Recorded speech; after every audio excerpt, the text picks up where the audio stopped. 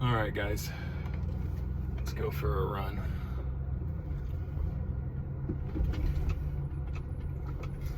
So this will be the first video that I upload,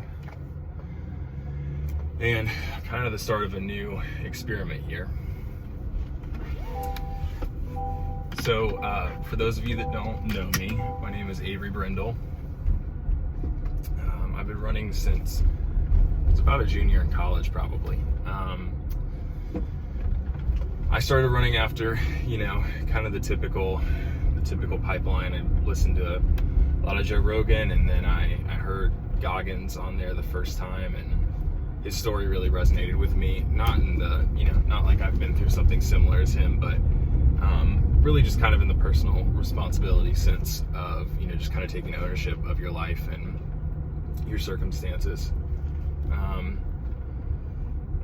First race I ever did was a little half marathon in Raleigh, North Carolina. That's where I live, is in North Carolina.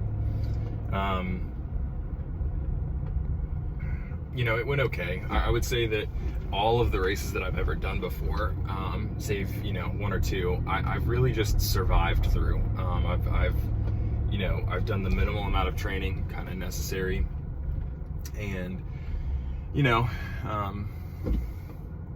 it's just never really been something. I've never really given a race my all in terms of training, and there's always been reasons, but I think that one of the reasons that I wanted to start filming and start kind of documenting my journey is really to give me the the push that I need, the accountability that I need to kind of do things all the way through. So what we're training for is Badwater Cape Fear. So I've run this race 4 times in the 50K division, and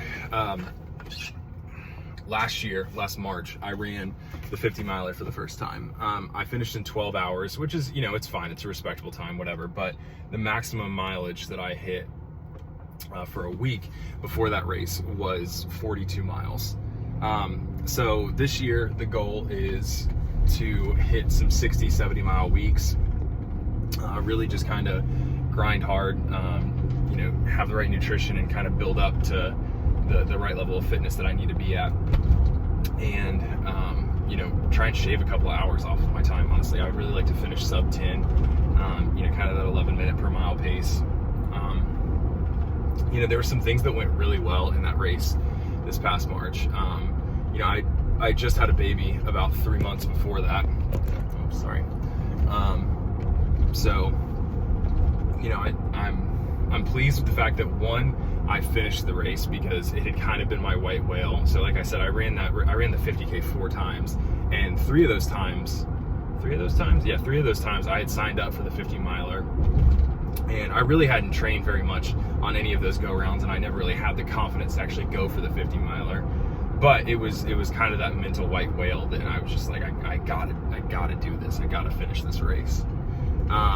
So having a baby kind of gave me a lot of motivation. Like I want to be the best that I possibly can be for her. And I also thought it'd be a cool story if the first time that I ran a 50 miler was 3 months after she was born. And so all of those kind of pieces kind of combined together. It was just a formula for success. There's some things that I did really well. Like I said, I ate really well. I ate, every 20 minutes. So it was roughly about 300 calories an hour. I drank really well. I didn't really keep a good track of how much fluid intake that I had. But it was enough that I didn't bonk. The first time that I did that race in the 50K, the first time I had ever signed up for it, it was post-pandemic for a year. So it was in October of 2021. The race is normally held in March, and in October, it was scorching hot. I think it was like 82, 83 degrees. For those of you that aren't familiar with Badwater Cape Fear, it's a race that is primarily done on the beach. So you start out,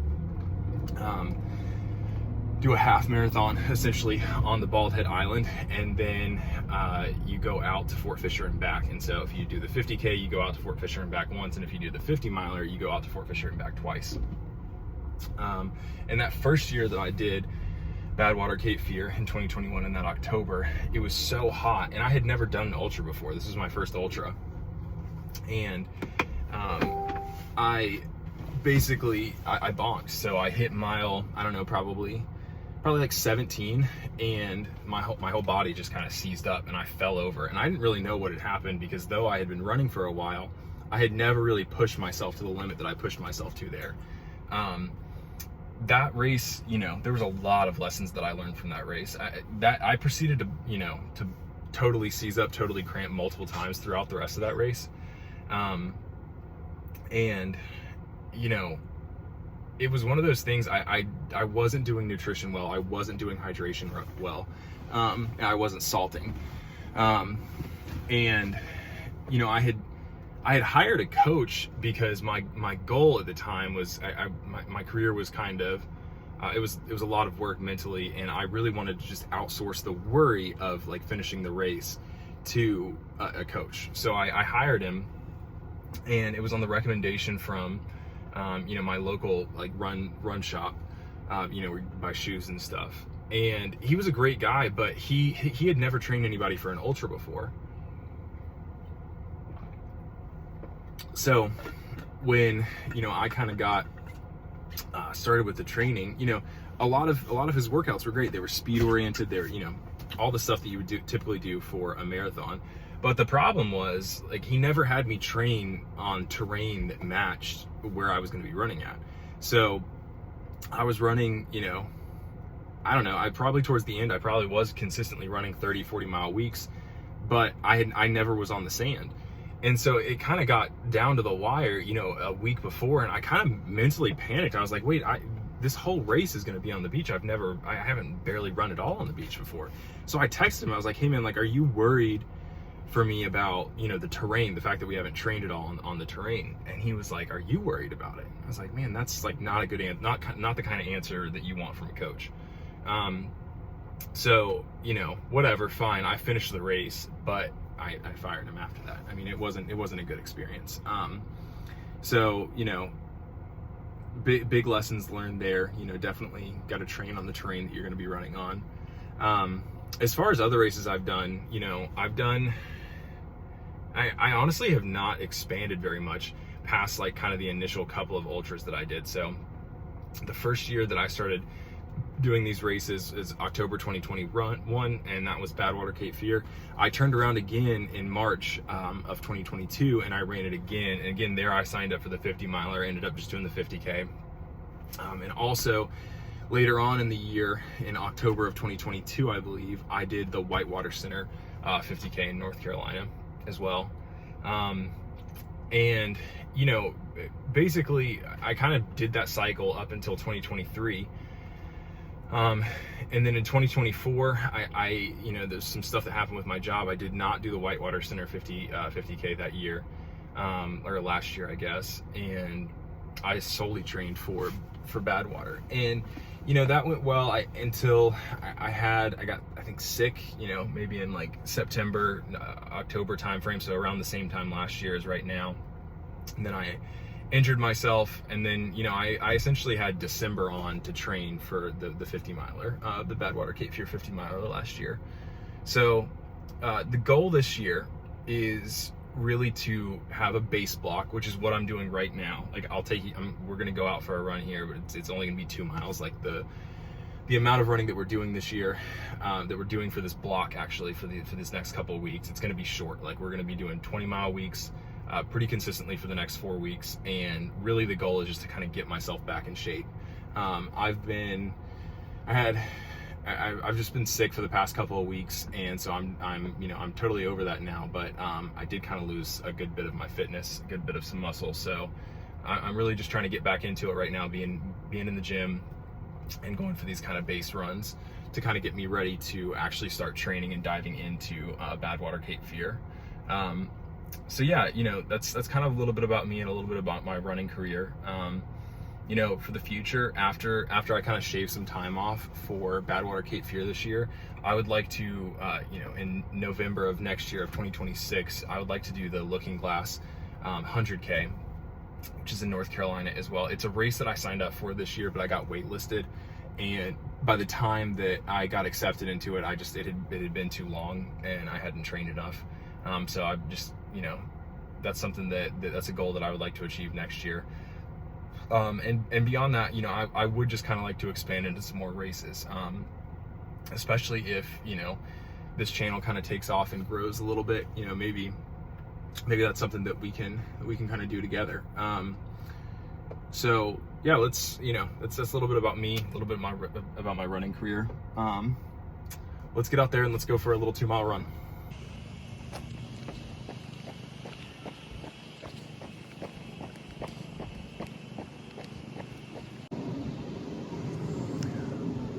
I don't know about you guys, but I cannot stand waiting for the GPS on my watch to kick in. It's the worst when it doesn't too, because then the distance is all wrong.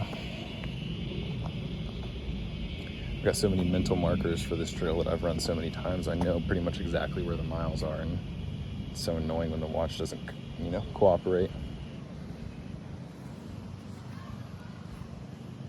There we go. All right, let's get going.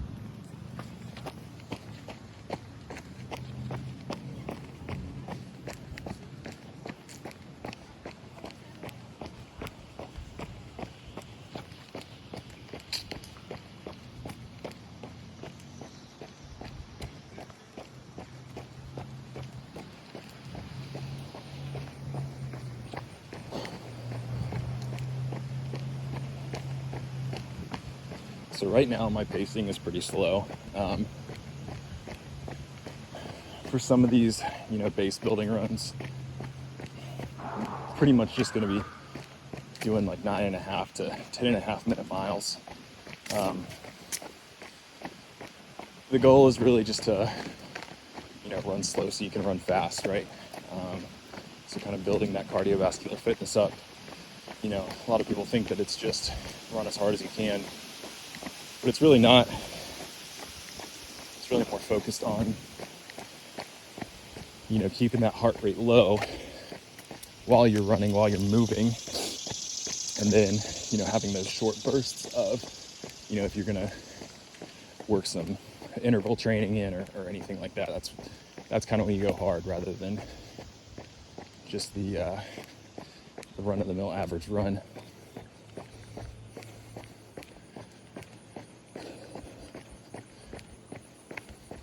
So I love this trail because it's close to my house, but also, if you know kind of how to do it, it also connects to the American Tobacco Trail. And the American Tobacco Trail is about a 20-mile trail. It's straight as can be, and it's incredibly flat. So most people in most areas don't have access to a trail like that, but I definitely do, and I'm definitely blessed for that.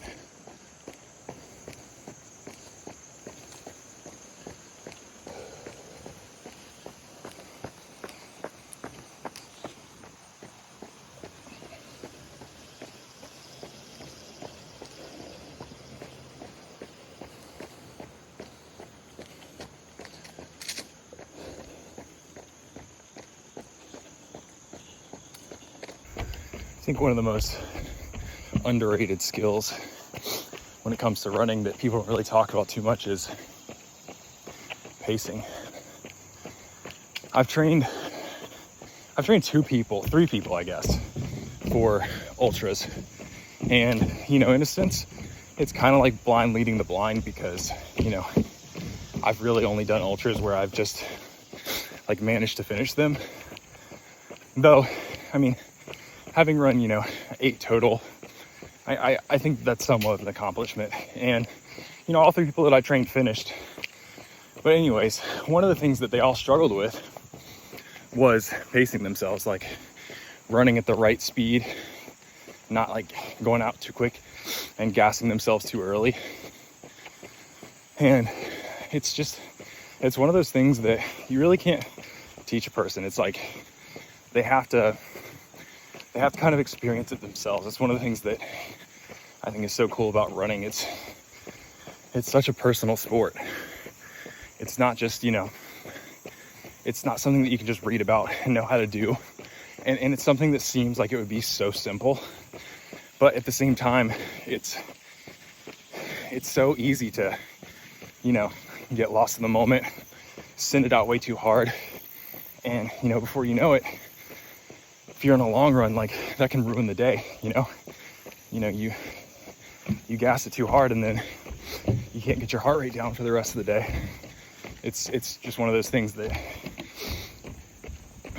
it's a skill that takes time, and it's something that people don't talk about too much. And the irony is, I said I was gonna go slow today, and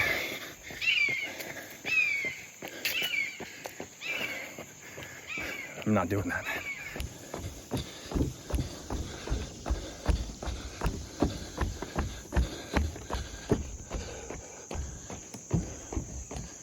All right, like I said, these first couple of runs, these first couple of videos, they're all going to be just very short,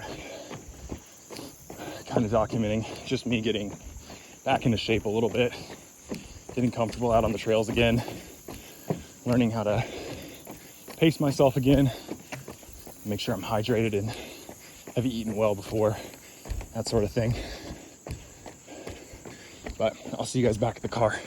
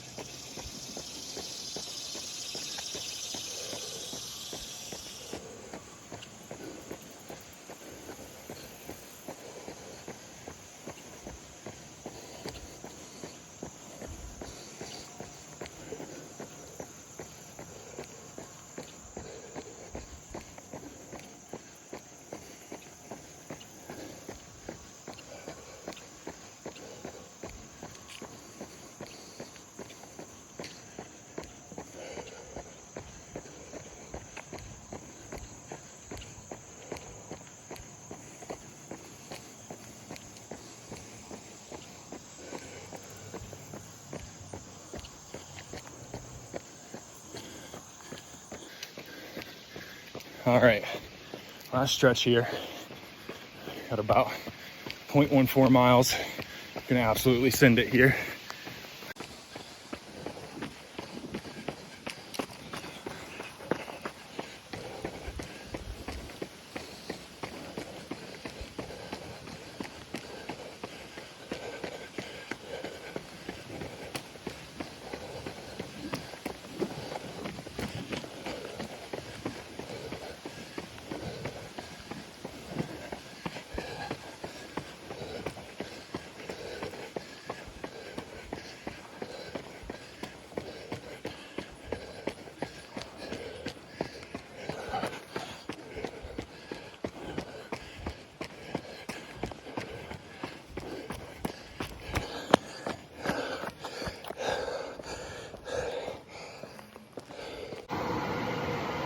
All right, so not too bad of a run.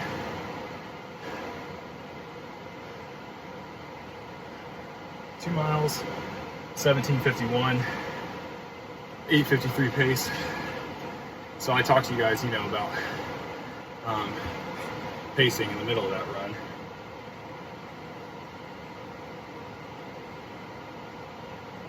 And how it's kind of an underrated skill. And look at that. Didn't even listen to myself.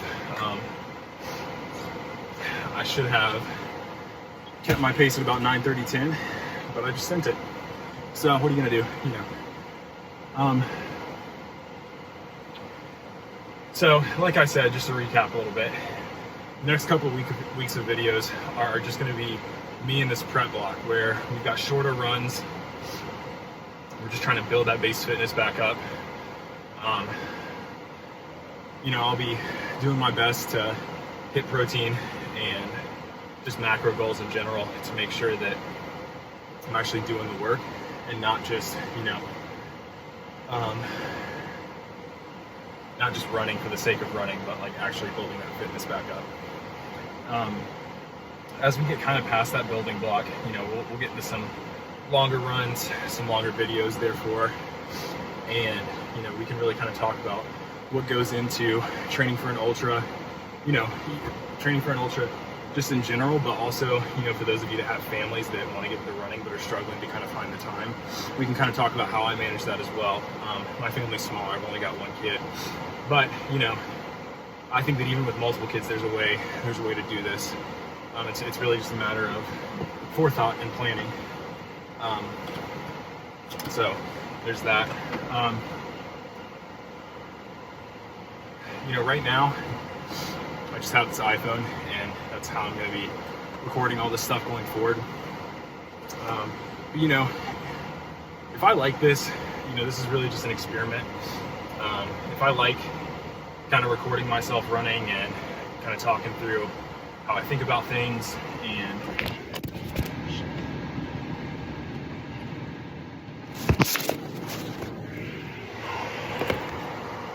sorry guys, you know, basically, if I like doing YouTube, then, you know, I'll invest in some better equipment. I'll get, you know, whatever the cool kids use to kind of document this journey. But for now, I think an iPhone is fine.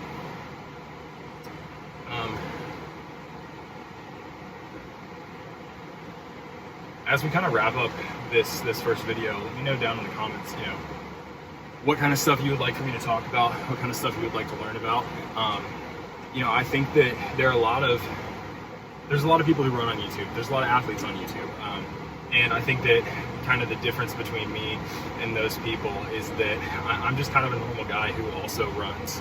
I think that, you know, running is accessible to anybody, though there are skills that take time to learn and can only be learned with practice. You know, everybody can do it. It's really just kind of a matter of putting your mind to it and, you know, recognizing that any excuse that you make, any reason that you think that you can't, it's just a limitation that you put on yourself. It's fully possible for, you know, anybody to run an ultra, for anybody to run a marathon, for anybody to run a half marathon. It's really just a matter of what sort of work you're willing to put in. And, you know, one of the things that I like about running is kind of the long time horizon, right? So it's not just the fact that, you know, a run makes you feel good, which it does. I mean, especially once you've kind of built up like a little bit of fitness. You know, this isn't necessarily true to begin with. And once you've even built up the slightest bit of fitness, you know, if you get out there and go for a run, you're going to feel better after than you did before 100% of the time. Unless the run, you know, just absolutely sucked. But if you're following your nutrition, your hydration goals, you're going to limit those runs that suck so severely that, you know, running is just going to be an overall net positive for your life.